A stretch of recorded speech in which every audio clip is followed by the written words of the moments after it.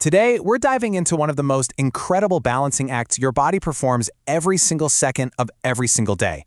We're going to talk about an element that is absolutely essential for you to be alive, but at the same time, it's one of the most dangerous toxins we have to handle. This is the fascinating story of iron. So, let me just start by asking you a question. What could a rusty old nail and your own blood possibly have in common? I know, it sounds like a weird connection, but believe me, the answer is right at the heart of our story today. Yep, the answer is iron. That exact same element that makes a nail rust is the superstar that carries oxygen through your veins. But here's the catch, and it's a big one. The very chemical property that makes iron so incredibly useful is also what makes it so potentially destructive. To really get our heads around this, here's how we're going to break it down. First, we'll look at the core problem, what we're calling the iron paradox. Then, we'll follow a single atom on its journey into your body. After that, we'll discover the body's amazing iron vault. And finally, we'll see how this whole thing is managed by a super delicate balance. Okay, let's start with this central conflict, right? The paradox of iron. How can it be both a life-giver and a lethal toxin at the exact same time? You can really see iron's split personality here. On the one hand, it's the hero of the story. It's the absolute core of hemoglobin. You know, the molecule in your red blood cells that literally grabs onto oxygen and carries it everywhere your body needs it.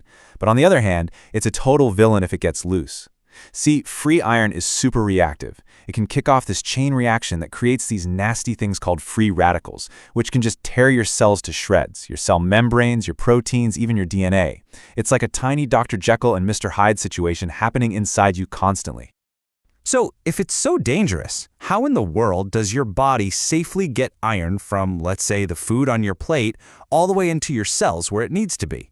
Well, let's follow that atom on its journey.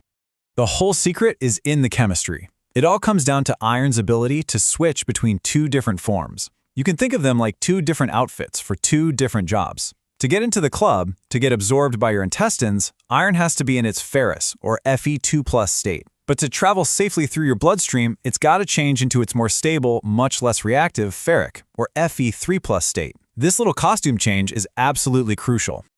So the whole process really breaks down into three key steps. First, obviously, ingestion. You eat something with iron in it. Step 2 is absorption. Special cells in your gut are waiting to grab that iron, but remember, only when it's in that usable Fe2+ state.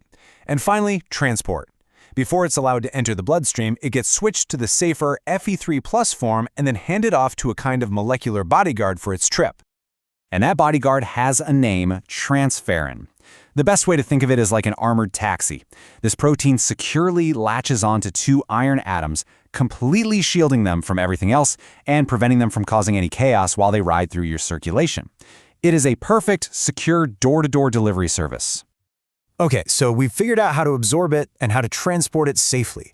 But what about the iron that we don't need right this second? You can't just leave it in the taxi. Your body needs a super safe place to store this stuff. So let's take a look inside the body's iron vault. And this is the next big question, right? If free iron is so bad, where do you keep your backup supply? You've got to put it somewhere it can't cause any trouble. The answer is another mind-blowing protein called ferritin. If transferrin is the armored taxi, then ferritin is the maximum security vault. It's this beautiful, hollow, sphere-shaped protein that can pack, get this, up to 4,500 iron atoms safely inside of itself. It just keeps them locked away, completely harmless, until your body sends a signal saying, hey, we need to make a withdrawal. It is just a stunningly elegant piece of engineering. Now, after all this complex machinery, all this talk of taxis and vaults, the actual amount of iron in your entire body, it might surprise you. In the average adult, it's only about 4 grams. 4 grams. That's it. That's about the weight of a teaspoon of sugar. I mean, just let that sink in for a second. Your entire health, your ability to breathe, your energy, it all depends on your body managing this tiny, tiny amount of a really powerful element with microscopic precision. A little too little, you get anemia. A little too much, and you're looking at serious organ damage. The line is that thin. And that brings us to the grand finale, the master control system that makes this all possible. It's the delicate balance we call iron homeostasis. You know, this whole situation is often called biology's Goldilocks dilemma.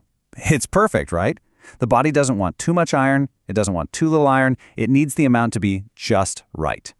This quote just perfectly captures the biological tightrope your body is walking every single moment. The master system that pulls this off is called homeostasis.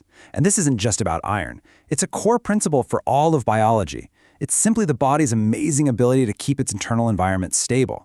When it comes to iron, it's this crazy complex web of signals and sensors that are constantly checking iron levels and tweaking how much you absorb, how much you store, and how much you release, all to keep everything perfectly in that Goldilocks zone. So let's just do a quick recap of the most important takeaways here.